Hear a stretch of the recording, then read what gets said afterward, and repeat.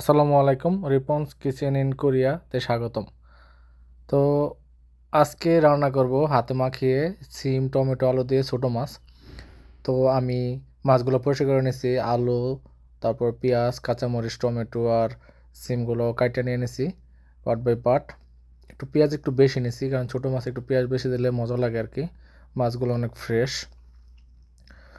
আর সব কিছু আমি আলাদা করে রাখছি। এখন এগুলো আমি পাতিলে দিয়ে দেবো পার্ট বাই পার্ট, দিয়ে সুন্দর করে হাত দিয়ে মাখাবো।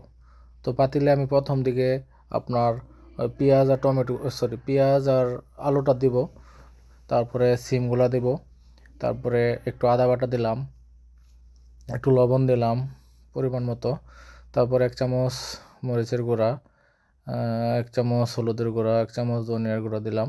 এখন তেল দেব, সরিষার তেল দিতেছি, দিয়ে সুন্দর করে হাত দিয়ে মাখাবো। তো হাত দিয়ে আমি মাখাইতেছি। সুন্দর করে মাখানো হলে তারপরে আর কি মাছগুলো দেবো। আমার মাখানো শেষ। তো এখন আর কি মাছগুলো দিয়ে দিচ্ছি।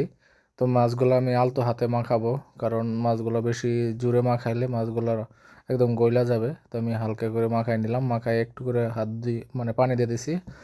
আর উপরে আমি টমেটো আর কাঁচামরিচগুলো দিয়ে দিছি। তো এখন রান্নাটা বসাই দেবো। তো ঢাকনাটা দিয়ে দিলাম, এখন চুলার উপর বসাই আগুনটা দিয়ে দিছি চুলার।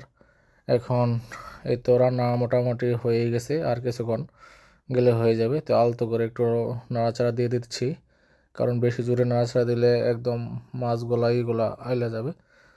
তো আমার রান্না শেষ। দেখুন কালারটা সুন্দর আসছে, আর একটা সুন্দর একটা গ্রান আসছে, ভালো।